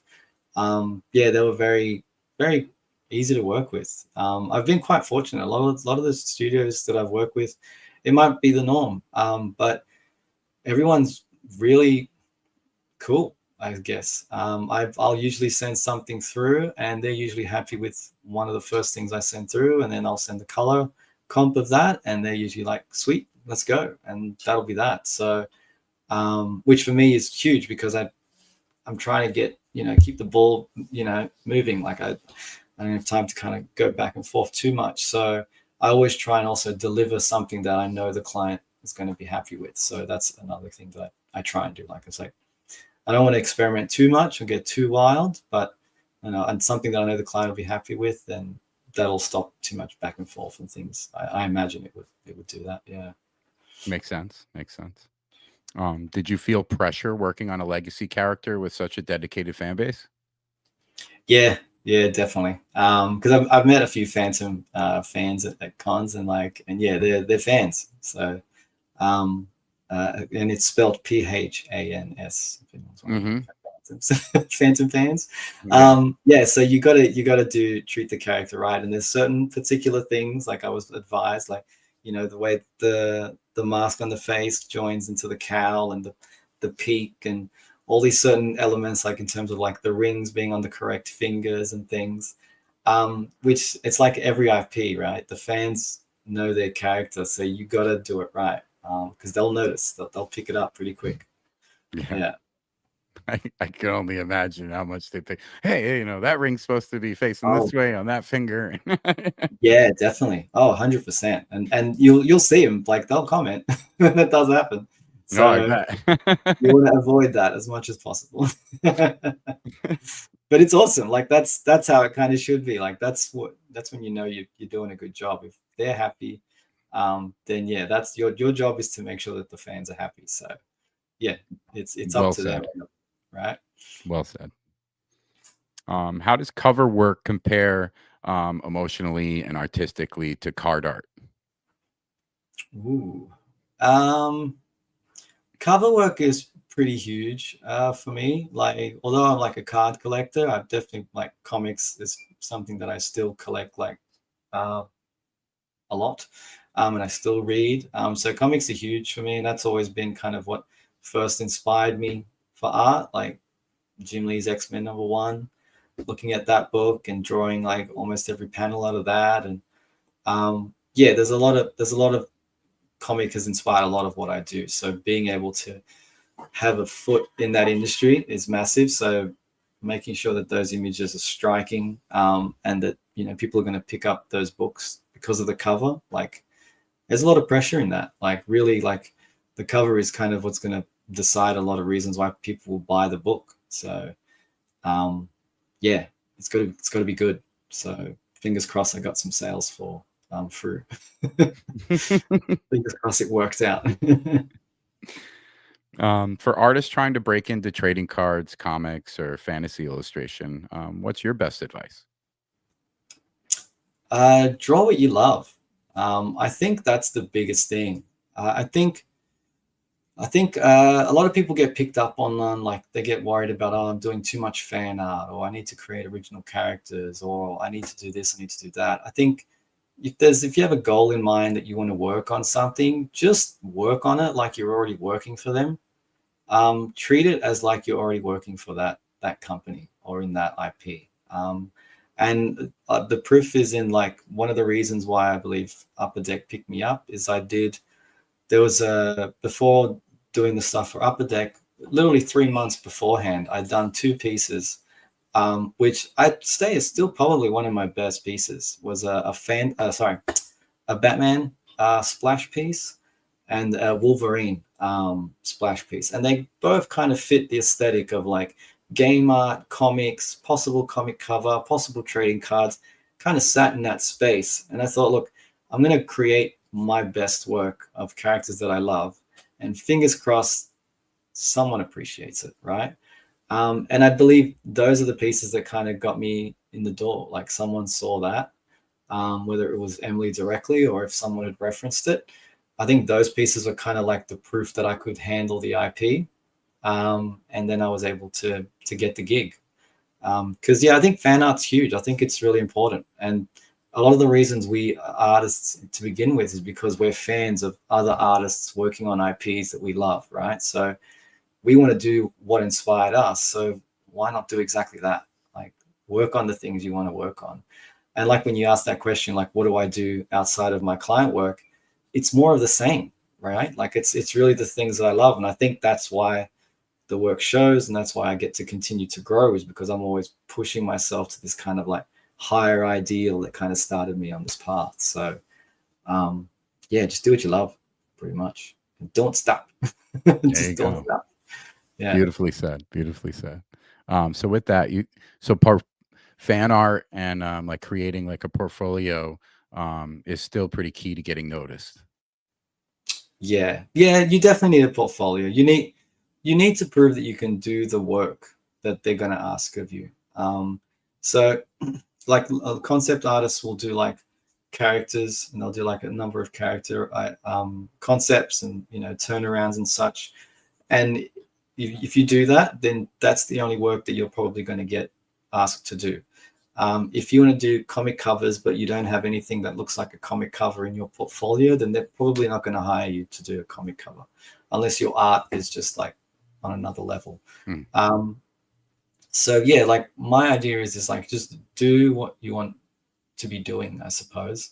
And it's a good way to kind of realize whether or not you can do it. Like, I'll look at some of my early work and be like, when I was trying to do comic covers, for instance, or just trying to do comic art, I was like, it's just not good enough. Like, I could just compare it automatically and be like, it's not there yet.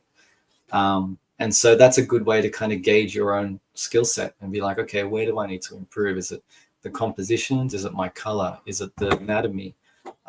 There's a lot of factors when it comes to art in terms of the training. So if you focus a few of those key things, you'll find yourself to your goal quicker, if that makes sense. Like, backgrounds, for instance, are a weak point for me, because I always focused on characters, because I always loved drawing characters. So because of that, I spent a lot of time studying anatomy and faces and things of that nature, because that's what I hope to do more of in the actual work that I do. And so now when I have to still include backgrounds, I have a very kind of like baseline understanding of it, so I can still use it, but don't make me do a landscape. And I don't think anyone would ever commission me to do a landscape, because you won't find one in my portfolio.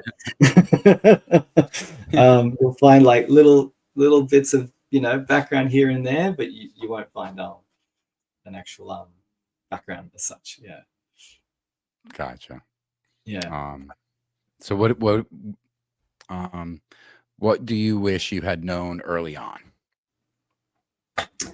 That I could do it, to be honest. I wish someone told me that, hey, you can work as an artist and get paid. Because I spent a good 12 years a little bit lost, not knowing what I wanted to do. Ash, I agree. But you got to do them. No, so yeah, I think like growing up, especially in Australia, like the opportunity to work as an illustrator, there's very few and far between like opportunities like that. So working in comics was never kind of you wouldn't even think that would be a possible option, right? And I do remember even like telling my career advisor in year 12 or whatever, I just wanted to do like comics art, and he was just like, well, those jobs don't exist in Australia, so maybe you should work in film or something. And so that's actually what I pursued. I did a degree in digital media and learned 3D animation, and did a little bit of that early on, but I always kind of would just automatically fall back into illustration. And I remember even doing the course, like my best, I guess, grades were in my life drawing classes, because that's what I wanted to do. But it wasn't employable. You didn't think it was employable. But had someone just said, hey, if you work really hard at it and you put yourself out there, it might actually happen for you, then I probably would have started a lot younger. Because yeah, I think I've done every job under the sun. And yeah, I think when I kind of fell into working in the slot gaming industry, I was just like, oh, this is drawing and I'm getting paid for it. So I was like, woohoo, it works. I can actually do it. Like I found a job that allows you to draw. But yeah, had I done that 10 years earlier, you know, who knows where kind of like my career might have been. It might not even be here. It might be doing just really like AAA games. Who knows what I could have fallen into. But yeah, I think like if any kids like ask me, you know, like, should I go for it? I was like, yeah, go for it. Like if it's something that you really want to do and you know, committed to putting the hard work for it, you'll achieve it. And I'll have concerned parents like telling me that their kids want to be an artist at shows. And I'm like, it's going to be fine. It's like, they just have to work really hard, but if they really want it, they'll do it. So yeah. Nice. Very well said. What cards you have in the back? Are those all your cards from Flair and Platinum? They are, man. Yeah. So one thing I did, I was just like, I'm going to treat myself. I was like, because it was a massive moment, like honestly, for me personally. Yeah. So I actually collected just right there. They're all my orders. So they're all like all the 9 cards of Flair that I did. Nice. So I just went and just purchased them all because I was like, I just got to have like a thing to kind of celebrate that moment. True card collector. Sorry? True card collector. Yeah, it's too big of a thing to not like. Like I remember when I was signing them, going like, I'm getting one of these when they get into the packs. Like this is just ridiculous. And then just below that is my Platinum, which is just hiding behind Batman at the moment. They're not autos, they're just the base, but I just like enjoying the art there and just like kind of again celebrating that. But my parents have the set of autos, so they have the 5 autos. So that was a gift I gave Dad last year or the year before, something like that. That's a cool gift. Yeah, I was just like, hey Dad, I did a thing. So so yeah, he's got it up on the wall. He's pretty proud of it. So I'm sure he's very proud of it. Yeah. That's cool. So yeah, did he ever open cards with you back in the day? No, man. Like we grew up kind of, you know, things are pretty tight around the home. So yeah, any of the stuff that I would get a hand on was usually from like, I would do a drawing for a mate and then they'd give me a comic and then I would just like, thrash that thing. like that, a lot of stuff, like every once in a while I'd be able to kind of like buy a book or something or get some cards, but a lot of it came from just trading like art or like toys for like cards and things like that. Yeah, very cool. That's pretty crazy, man. Yeah. I like that you got your autos in the back. Yeah, I just like, it's like, I know it's very vain, but I'm just like, screw it. No, like, not at all. I'm like celebrating it, damn it. Yeah, no, I like it. That's cool, man. That's real cool. I was like, one day my kids will appreciate it. I was like, that'll be for them. So oh, that's even better. There you go. Yeah. So what's next on the horizon? Are you working on more covers, cards? There's a lot, man. This year has been awesome. I've gotten massive opportunities.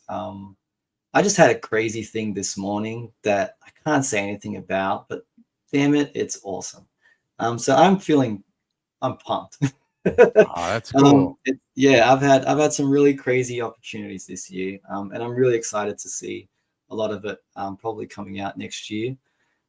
And yeah, just more of the same, man. Like, I love working in trading cards. I love working on comics.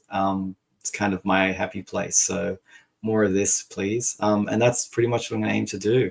I've got something cool coming up with Omega cards as well. They're doing these kind of like special series of sets, and they kind of reached out. I'm good friends with Jason there as well, and we're like, hey man, this will be fun. So we'll be doing something in the new year as well, which will be really cool together. But yeah, just a lot of stuff I can't say anything about, unfortunately. So That's sorry okay. about that. We understand here. We understand. But just to see your excitement and to hear that you got things coming down the pike. Yeah, man, it's gonna be cool. All right, we'll do another one of these, and I can finally talk about it all. Yes. But yeah, it's I think 26 is gonna be a lot of fun. I just got I got back into San Diego Comic-Con, so I'll be back out there next year.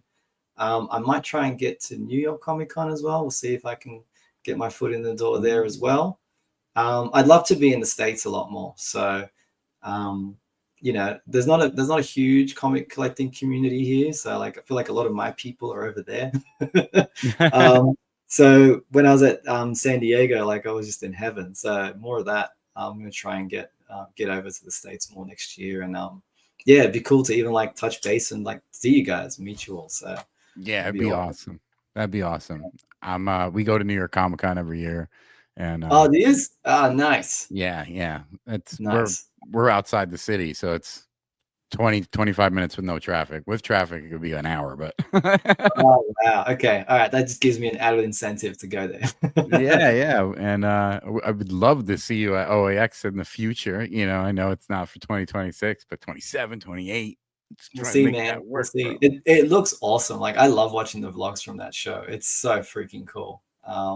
Yeah, like I got to experience a little bit of kind of like the intensity of like San Diego was crazy. It just had like all of the goats, like all the artists that I loved growing up, just all under one roof. Bonkers, man. Like yeah.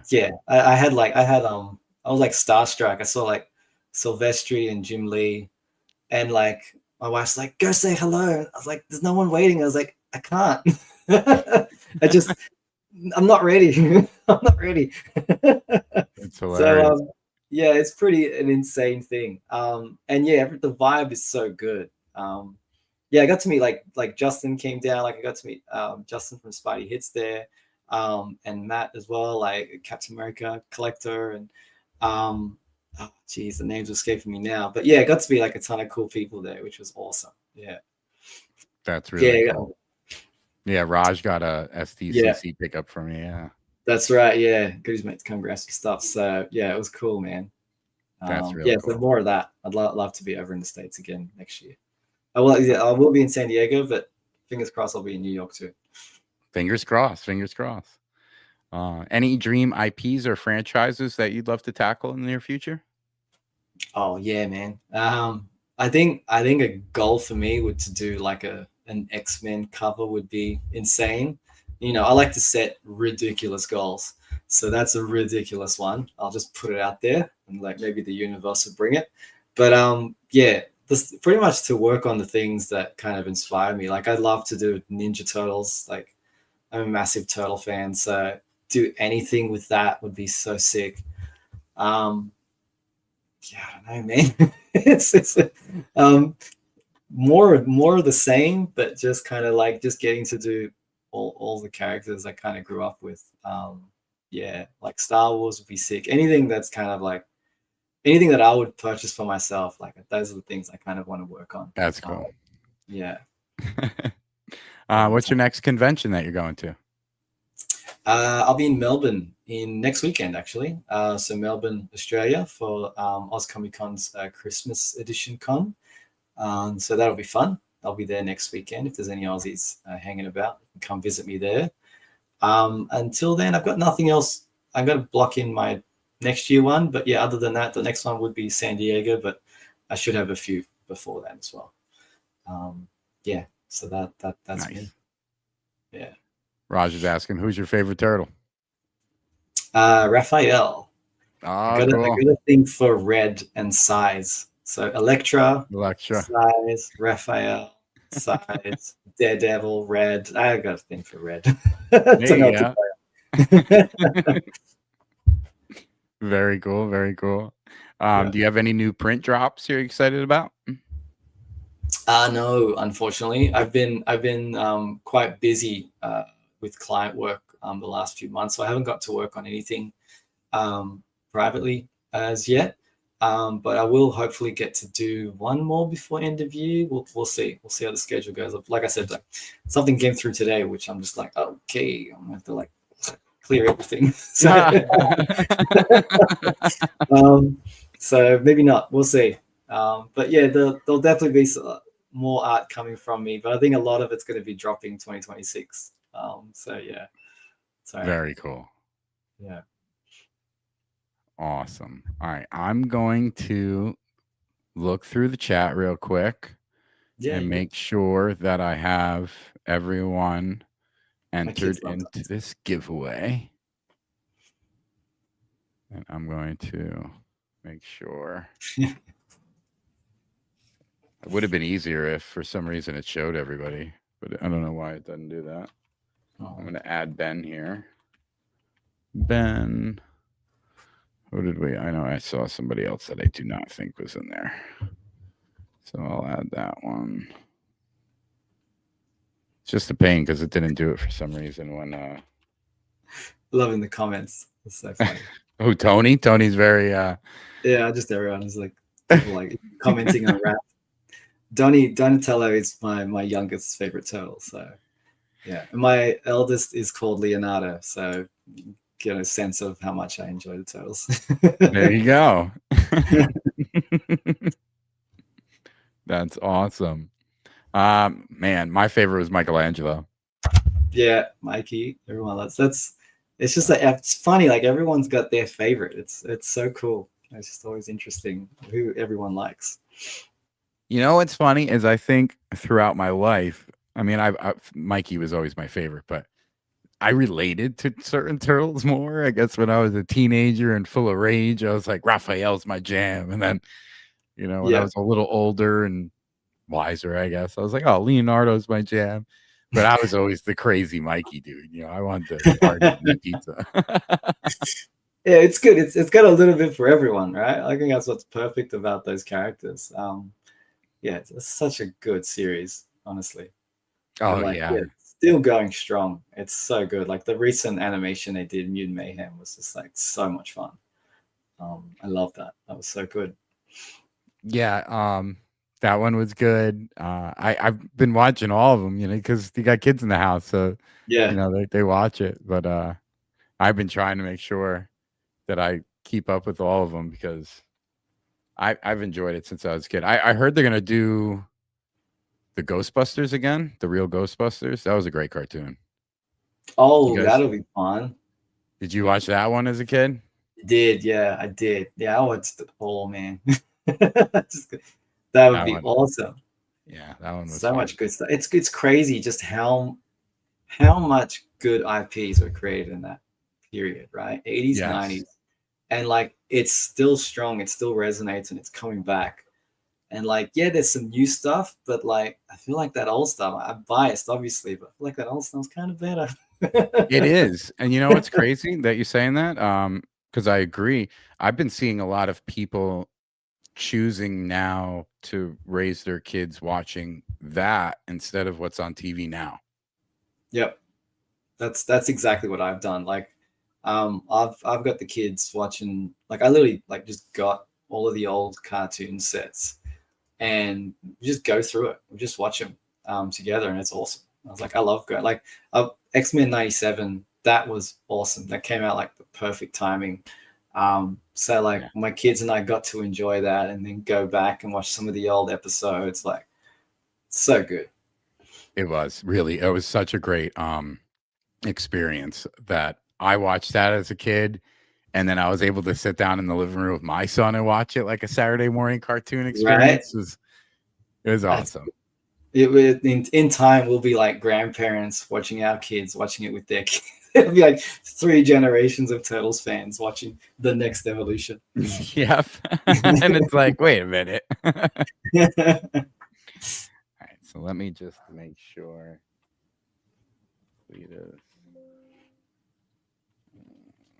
I just want to make sure I got everybody in there. So I don't have that name. Quick little Control F helps.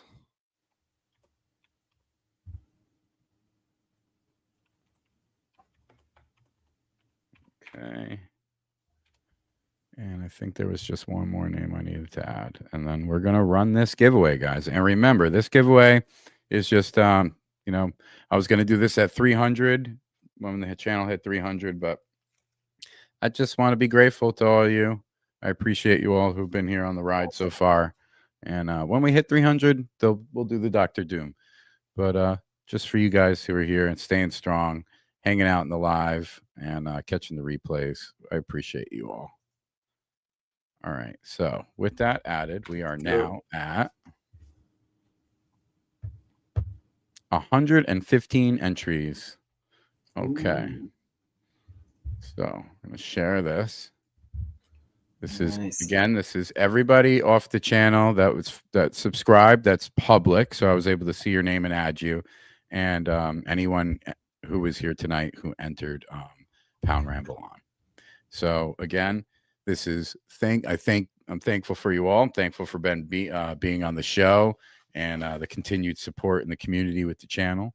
And so here we go. Good luck to you all. Ben, how many times should I shuffle this? Let's go 100. No. Let's go with 3. I think 3 is a nice, happy number. 1, 2, 3. Okay, and click to spin. Good luck, everybody. Very cool. Who do we got? Derek Tobolski. Derek Tobolski. Congratulations. Thanks for following the channel, being a subscriber. Reach out to me either on this when you see this or on my Instagram. We'll give it what? We'll do 2 weeks. 2 weeks this will be out there. So 2 weeks, Derek has to reach out to me to claim the prize. If in 2 weeks we do not get a claim, we will rerun this wheel. All right. So congratulations again, Derek. Reach out to me so you can claim this awesome Miles Wool thing sketch. Smoking an awesome cigar. That's epic. Very cool. Very cool. All right. Perna. I'm Derek. Good one. Good one to me.